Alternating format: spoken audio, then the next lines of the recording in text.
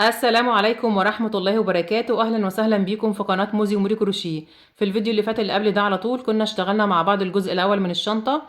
لو لسه ما شفتوش الجزء الأول وحابين تشوفوه هسيب لكم اللينك بتاعه في صندوق الوصف تحت الفيديو ده. ولو بصيتوا قدامكم على الشاشة في علامة الآي هتلاقوا مكتوب الجزء الأول من الشنطة، هتضغطوا عليها دخلكم على طول على الجزء الأول.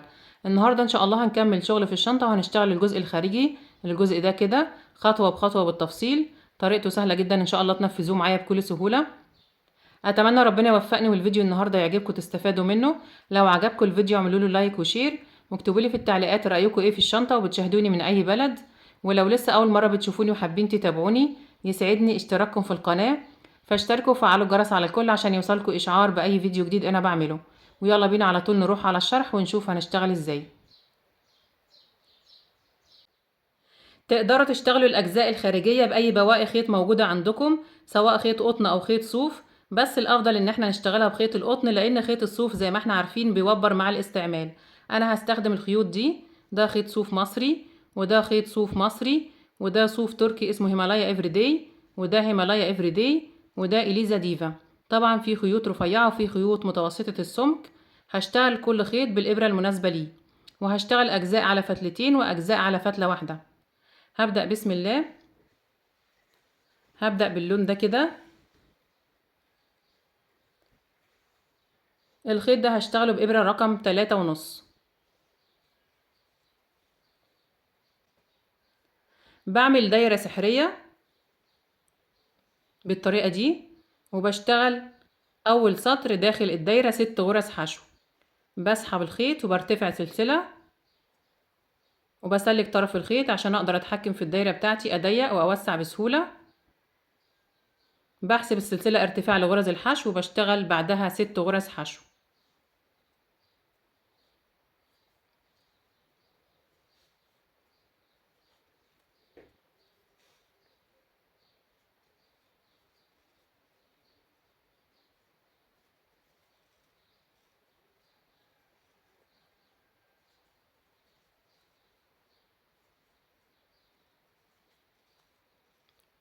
كده أنا اشتغلت أول سطر 6 غرز حشو. بسحب طرف الخيط وبقفل الدايرة كويس جدا، وبقفل أول سطر بغرزة منزلقة. في أول غرزة حشو أنا بدأت بيها بدخل تحت حرف الفي وبسحب الخيط وبسحبه من اللفة اللي كانت على الإبرة. بعد كده برتفع سلسلة وهبدأ السطر التاني وباخد معايا طرف الخيط عشان أنضفه. برتفع سلسلة وهشتغل السطر التاني كله تزايد. يعني ايه تزايد؟ يعني بشتغل في كل غرزة غرزتين حشو. بدخل في أول غرزة تحت الارتفاع ومعايا طرف الخيط وبشتغل غرزتين حشو.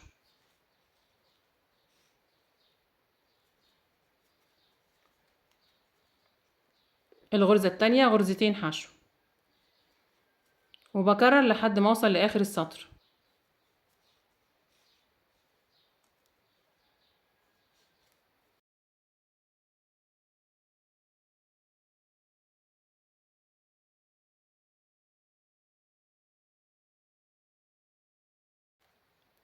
وصلت اخر السطر التاني هقفل السطر بمنزلقة في اول غرزة حشو انا بدأت بيها.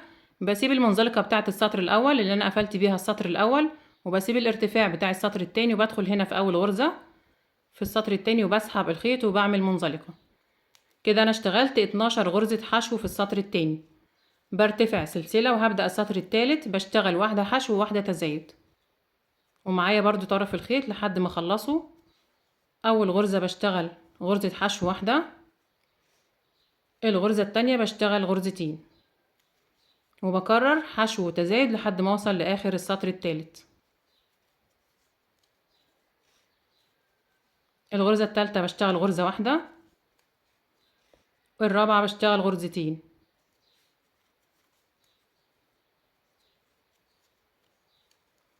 كده انا نضفت خيط البداية.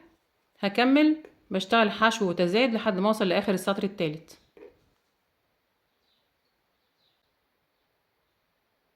وصلت اخر السطر التالت اشتغلت 18 غرزة حشو. هقفل السطر بمنزلقة، بفوت المنزلقة بتاعت السطر التاني والسلسلة بتاعت الارتفاع، وبدخل في اول غرزة وبسحب الخيط وبقفل بمنزلقة. برتفع سلسلة وهبدأ السطر الرابع بشتغل حشو وحشو وتزايد، يعني بشتغل غرزتين حشو، اول غرزة، الغرزة التانية، والغرزة التالتة بعمل فيها تزايد، وبكرر لحد ما اوصل لاخر السطر الرابع. 2 حشو وواحدة تزايد، 1 2، والتالتة بعمل فيها تزايد، وبكرر لحد ما اوصل لاخر السطر الرابع.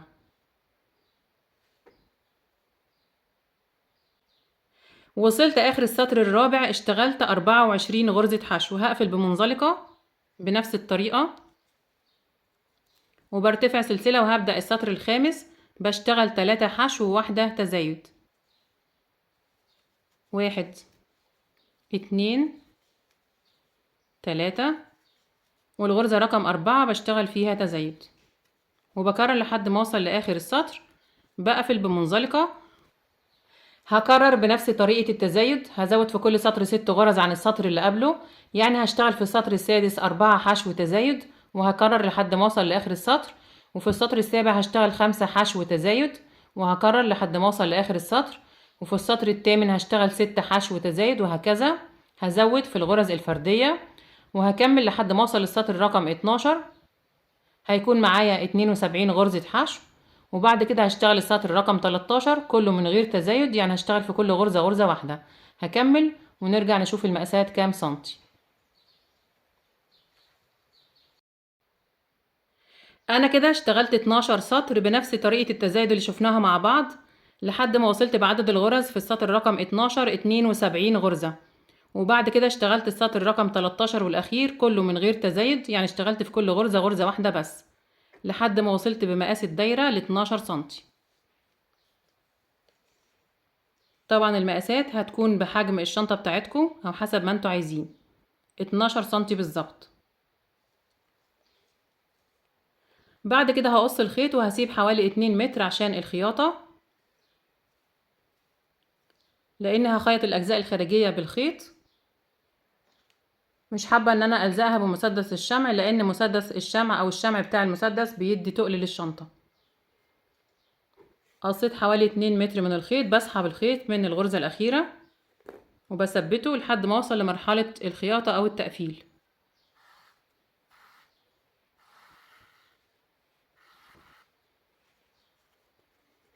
بسحبه من اول غرزة، بعديه ناحية الخلف.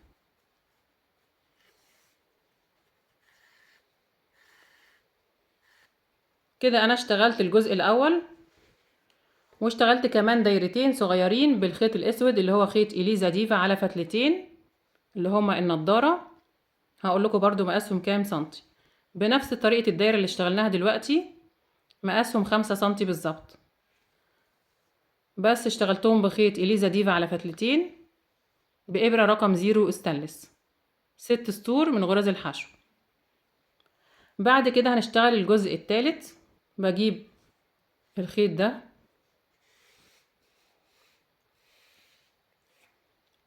هشتغله على فتلتين، بعمل عقدة بداية. ده خيط هيمالايا افريداي صوف تركي، هشتغله بإبرة رقم 3.5 على فتلتين. بعد ما عملت عقدة البداية هشتغل 10 سلاسل زائد سلسلة ارتفاع.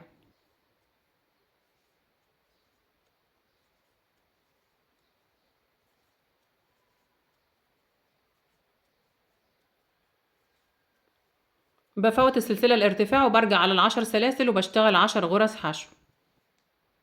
بدخل في منتصف حرف الفي تحت اللفة الخلفية وبسحب الخيط وبشتغل غرزة حشو، وبكرر على كل السلاسل.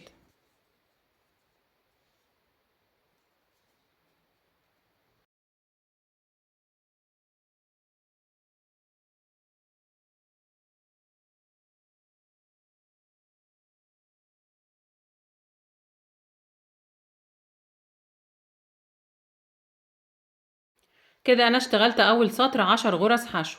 هبدأ من السطر التاني هعمل تزايد في كل سطر غرزتين، غرزة في اول السطر وغرزة في اخر السطر.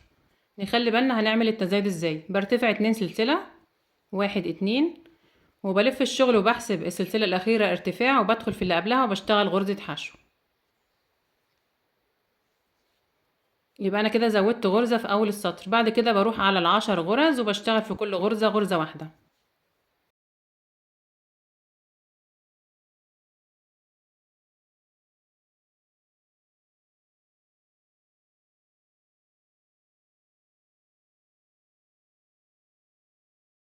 وصلت هنا عند اخر غرزة من ال10 بشتغل فيها غرزتين حشو.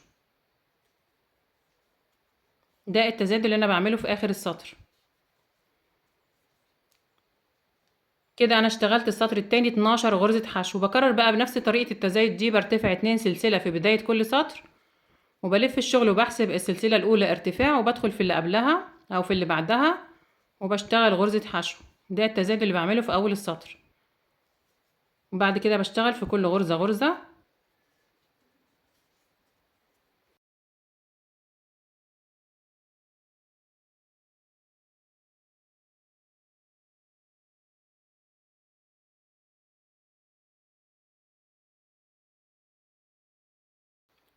وصلت اخر غرزة بعمل فيها غرزتين حشو. ده التزايد اللي بعمله في نهاية السطر. كده انا اشتغلت السطر التالت 14 غرزة حشو. بكرر بنفس الطريقة، برتفع 2 سلسلة وبلف الشغل وبفوت اول سلسلة اللي هي الارتفاع، وبدخل في اللي قبلها وبشتغل غرزة حشو، وبكرر على كل الغرز. كل غرزة بشتغل فيها غرزة واحدة لحد ما اوصل لاخر غرزة بشتغل فيها غرزتين، وبرتفع بالشغل بتاعي بعدد من السطور لحد ما اوصل لمقاس مناسب وارجع لكم تاني. وهنضف معايا خيط البداية.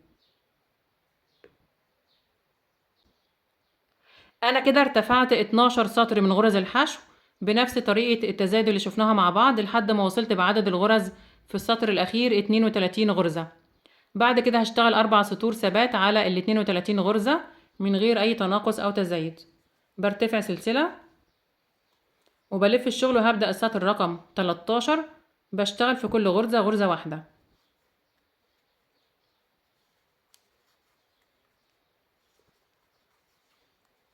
لحد ما اوصل لاخر السطر. برتفع سلسلة وببدأ السطر اللي بعده وبشتغل رايح جاي وبرتفع ال4 سطور، ونرجع نشوف المقاسات كام سنتي.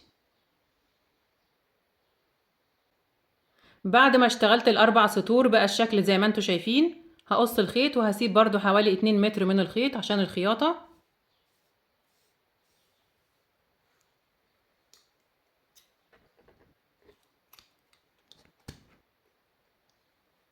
وبسحب الخيط من اخر غرزة بثبته لحد ما نوصل لمرحلة التقفيل او الخياطة.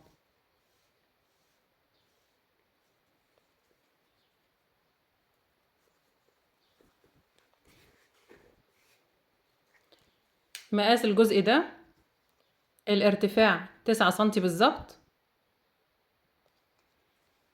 والعرض 18 سنتي.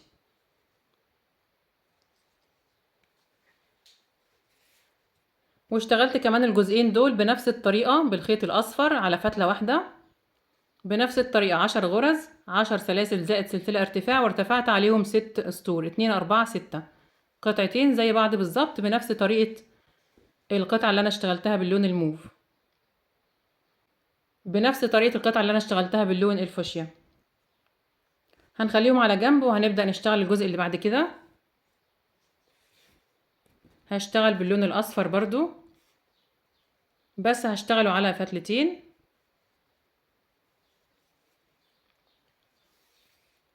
هنشتغل نص دايرة والشغل هيكون رايح جاي مش داير ما يدور.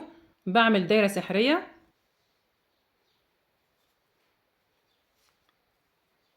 وبشتغل فيها 4 غرز حشو.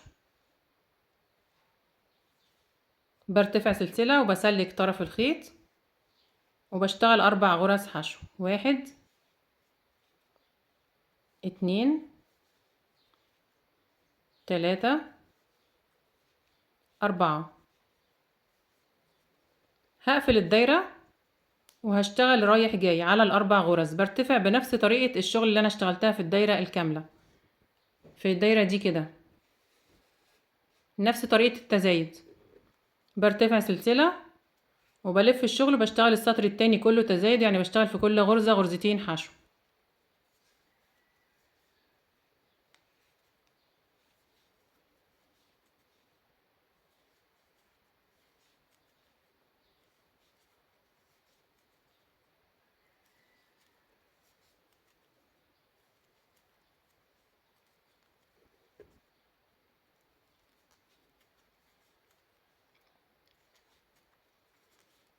كده انا اشتغلت السطر التاني 8 غرز حشو، برتفع سلسلة وبلف الشغل وبشتغل حشو تزايد وحشو تزايد وبكرر لحد ما اوصل لاخر السطر. اول غرزة بشتغل فيها غرزة حشو واحدة، الغرزة التانية بشتغل فيها غرزتين،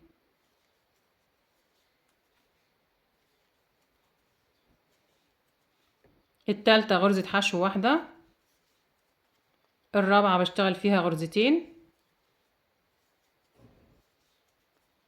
الخامسة حشو واحدة، والسادسة بشتغل فيها غرزتين،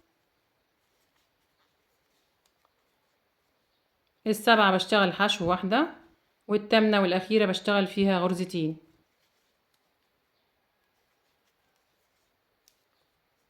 كده أنا زودت 4 غرز، يعني اشتغلت 12 غرزة. برتفع سلسلة وهبدأ السطر التالت، برتفع سلسلة وهبدأ السطر الرابع أسفة، بشتغل 2 حشو وواحدة تزايد، بشتغل 1 2 والتالتة بعمل فيها تزايد،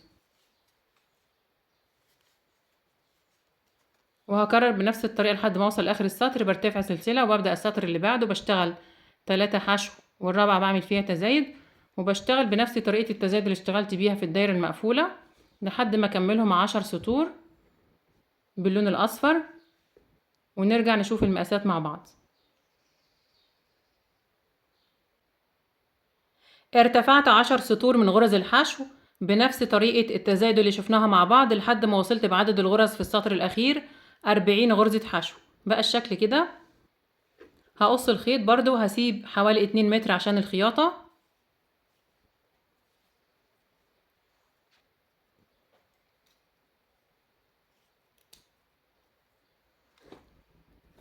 وبثبت الخيط.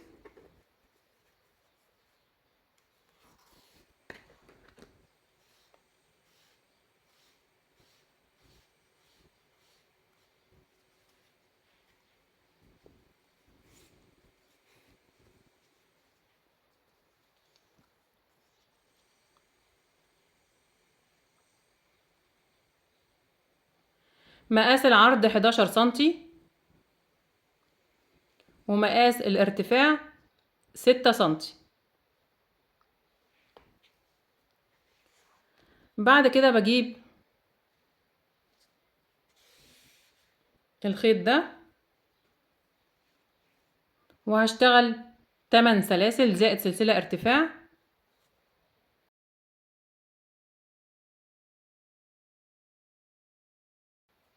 وبسيب السلسلة الارتفاع وبرجع على ال8 سلاسل وبشتغل 8 غرز حشو.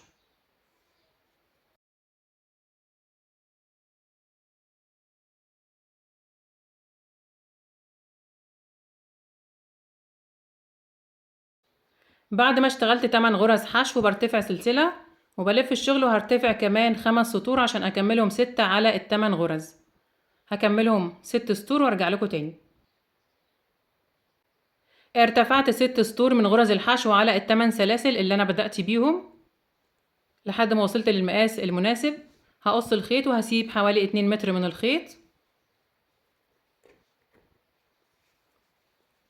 وهثبته بنفس الطريقة.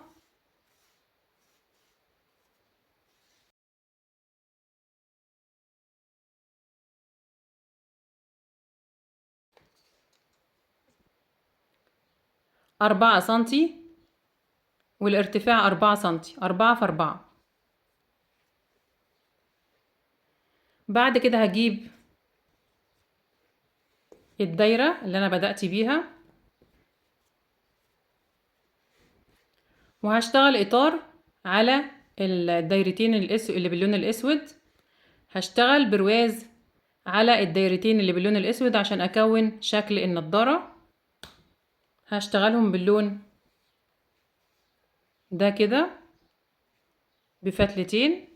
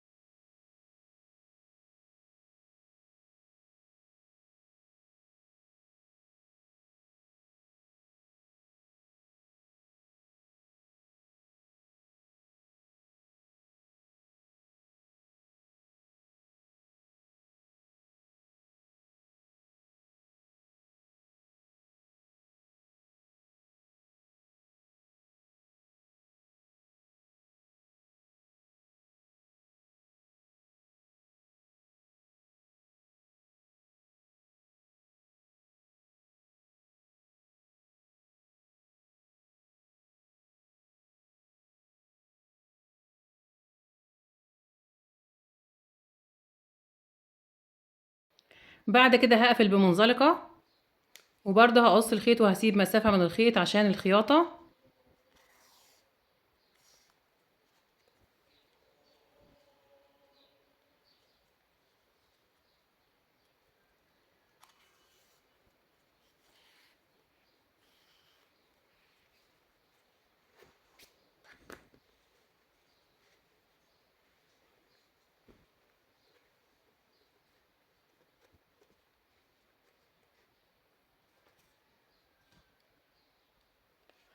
بعد كده هجيب اللون الابيض وهشتغل بغرزة منزلقة.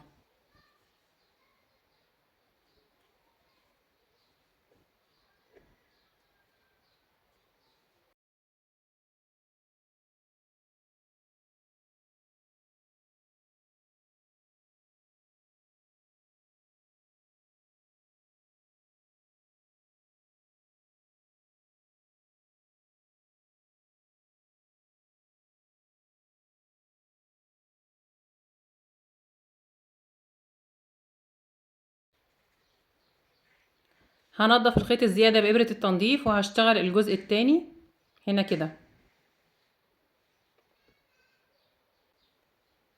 ده شكل النضارة بعد ما خلصتها. بعد كده هجيب الجزئين دول الصغيرين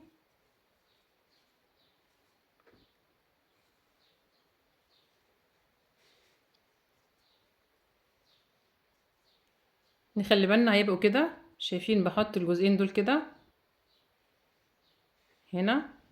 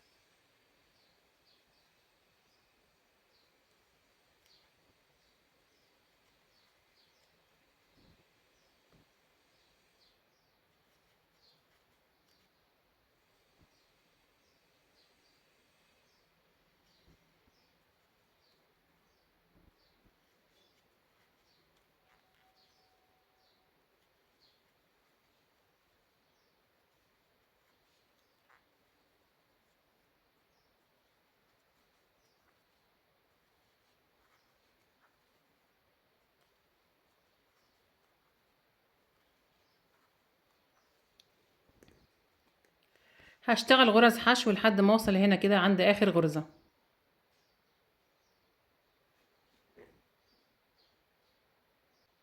خلاص كده اشتغلت غرز حشو على الجنب ده كله، بقى الشكل زي ما انتوا شايفين.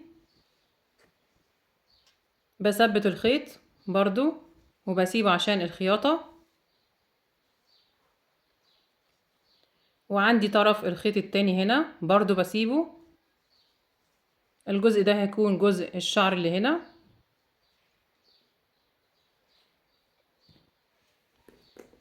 وده الجزء اللي فوق هيبقى كده. هثبته في الدايرة من هنا. كل الخياطة هتكون بإبرة التنظيف، وهثبت عليه الجزء ده، وبعد كده هثبت النضارة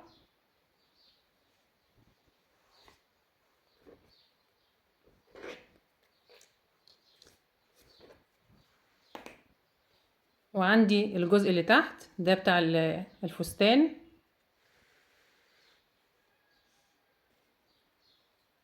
وده الجزء بتاع الرقبة. بثبته تحت كده. هخيط كل جزء بالخيط بتاعه. هخيط كل جزء بالخيط اللي هو نفس اللون، زي ما احنا شايفين سايبين الخيط في كل الأجزاء. قبل ما نخيط الأجزاء فاضل آخر جزء هعمله اللي هو الجزء بتاع الفم. هعمله بإبرة التنظيف باللون ده.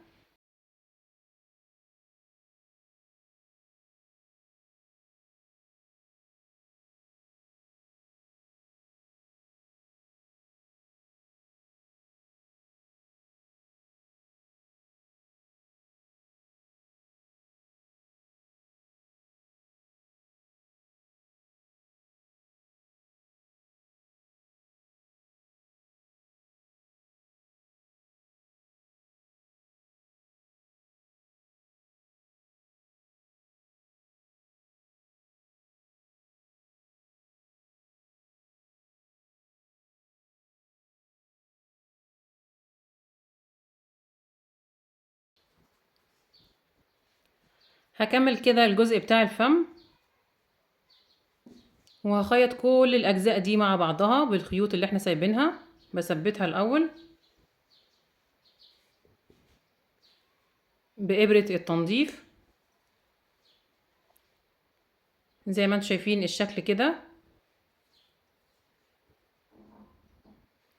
بثبتها كويس جدا، وبعد ما اخيطها كلها في بعضها بخيطها في الشنطة برضو بأطراف الخيوط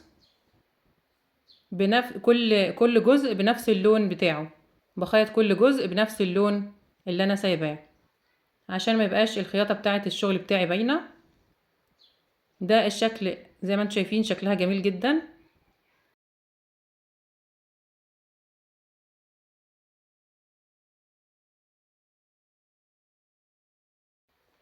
هخلص خياطة وارجع لكم تاني. خلاص كده شبكت الاجزاء كلها مع بعضها بإبرة التنظيف. بقى شكلها زي ما انتم شايفين شكلها جميل جدا جدا. طبعا تقدروا تزودوا اي اضافات انتوا عايزينها. ممكن تحطوا وردات هنا جميلة كده بنفس اللون الفوشيا ده، هيبقى شكلها جميل برضو. بعد كده هنشبك القطعة اللي احنا اشتغلناها دي كلها برضو بإبرة التنظيف في الشنطة. لو حابين تلزقوها بمسدس الشمع مفيش مشكلة. بجيب الشنطة بتاعتي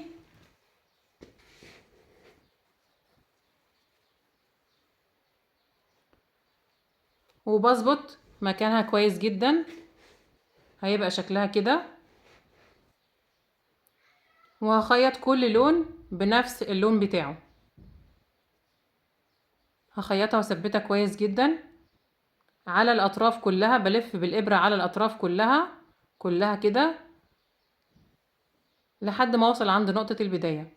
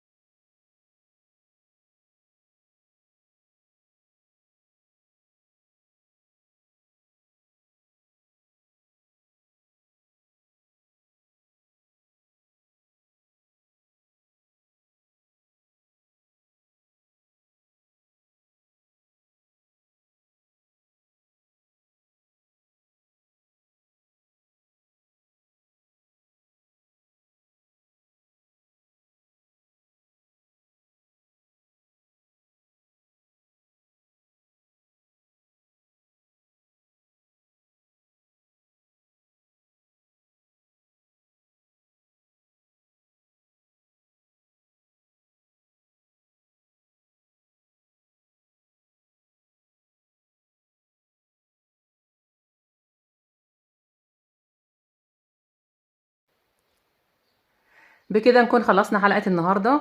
اتمنى يا رب يكون الفيديو عجبكم تكونوا استفدتوا منه.